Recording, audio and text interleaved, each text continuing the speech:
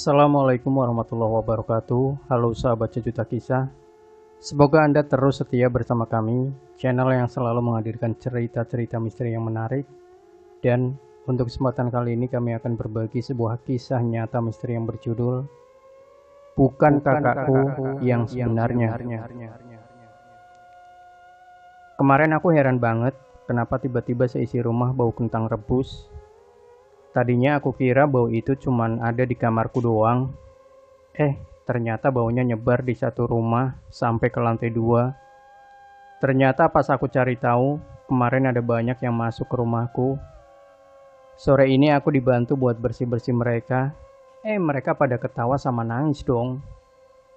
Gini ya, aku kasih tahu. Kalau kalian habis dari luar, terus mau masuk rumah, coba cuci kaki dulu dan ucap salam. Biar apa? Biar yang di luar nggak kebawa masuk ke dalam rumah. Ini kejadian di rumahku sendiri, dan sampai sekarang masih banyak yang berkelebat di rumah dengan suara nangis dan ketawa tadi. Sore tadi aku pastikan sebenarnya siapa saja sih yang nongkrong di rumahku. Dan ternyata persis sama apa yang teman-teman bilang di WA dan DM. Banyak banget. Saking banyaknya yang bersihin sampai capek sendiri. Dan ini pun meskipun udah diusir-usir, sebagian belum pada balik. Apa kebetahan kali ya mereka? Kata yang bantu ngusir tamu-tamu yang tak diundang ini, yang ngebawa ternyata kakakku sendiri. Jadi semalam kakakku datang, tapi aku dikasih tahu kalau yang datang bukan dia yang sebenarnya. Ya, kakakku yang datang main ke rumah itu setan. Kesel kan dengernya, apalagi aku yang kerepotan sekarang. Jadi direpotin sama setan. Sebel deh. BTW, pengen banget jabarin nih bentuknya setan satu-satu.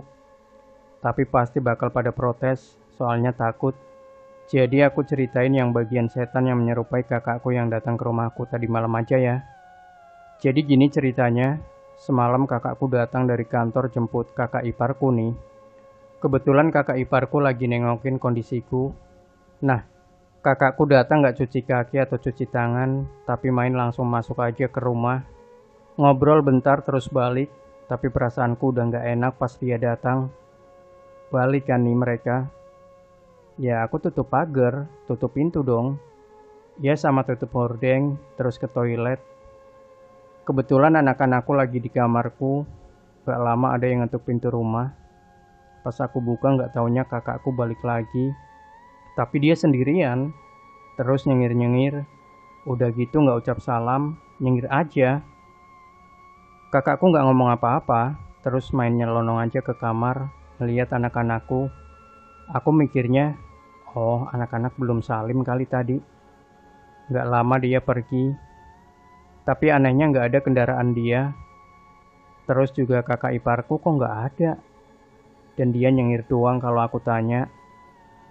Gak lama aku masuk kamar siap-siap rebahan, dan anak-anak kebetulan lagi tidur di kamar. Pas lagi buka-buka timeline Twitter, gak lama aku baru sadar bau kentang rebus sampai aku curhatkan semalam di Twitter. Pertama biasa aja, lama-lama makin nyengat dan makin kuat sampai aku risih. Nah, semalam kebetulan dibantu sama temen yang bisa lihat. Diliatin nih ada apaan. Ternyata emang ada yang dateng dan nyangkut. Bukan 1-2 lagi, tapi banyak. Banyak banget kata Fai, udah kayak mau arisan. Teman yang lain juga bantuin lihat, dan memang banyak. Ternyata yang datang segerombolan. Bentar-bentar, ini mau bikin basecamp circle salp tweet hantu apa? Banyak banget.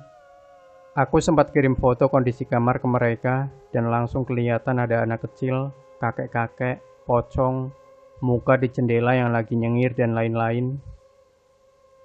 Ciper juga aku dikasih tahu begitu. Tapi emang gak enak banget hawanya. Kayak sesek gimana sih. Terus aneh deh hawanya. Intinya semalam berkat mereka jadi tenang dan baunya berkurang. Aku bisa tidur jam 3 pagi kalau gak salah. Pagi tadi kakakku datang lagi nih sama kakak iparku. Karena kakak iparku main ke rumah. Kalau aku pamit ke kantor kan. Ceritalah aku sama kakak iparku. Yang mana ternyata kakak iparku ngerasain juga. Dan tadi pagi kita semua kaget bahwa yang datang kedua kalinya ke rumah itu ternyata bukan kakakku. Aku nggak tahu itu siapa, tapi mirip kakakku. Mungkin makhluk yang menyerupai. Karena kakakku nggak balik lagi, emang langsung pulang sama kakak iparku. Kakak iparku kebetulan juga bisa ngeliat.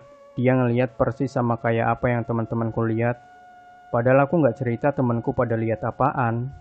Yang kakak iparku lihat adalah pocong, muka nempel di jendela, anak kecil, kakek-kakek, beberapa makhluk yang gak jelas bentuknya, dan makhluk yang gede banget.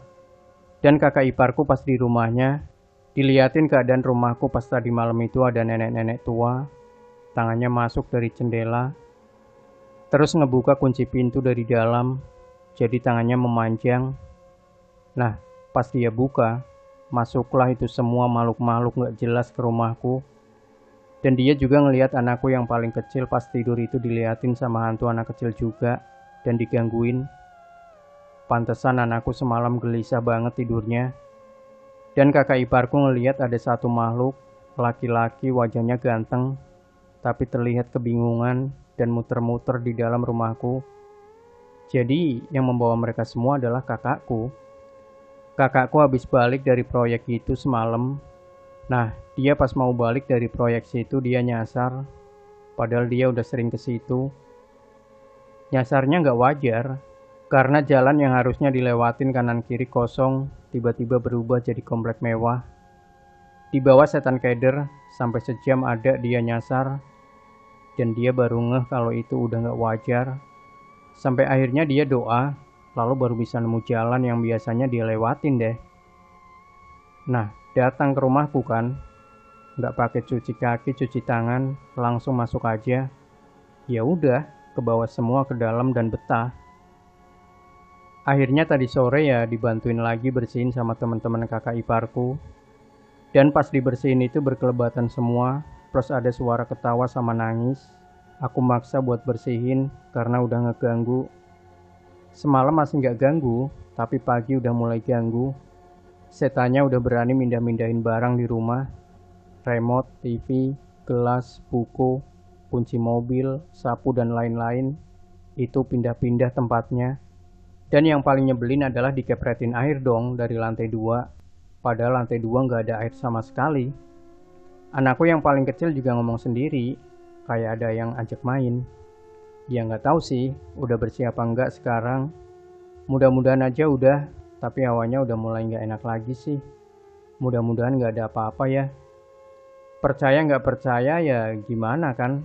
Rumahku emang udah angker dari dulu. Datang lagi banyak semalam. Kan kesel. Aku juga heran. Kenapa sih dari kecil sampai udah jadi ibu 2 anak. Selalu berurusan sama hal-hal kayak gini. Demikian sahabat Sejuta Kisah. Jangan lupa berikan komentar Anda. Like, share video ini. Subscribe channel Sejuta Kisah. Dan kembali nantikan cerita-cerita misteri terbaru dari kami. Wassalamualaikum warahmatullahi wabarakatuh.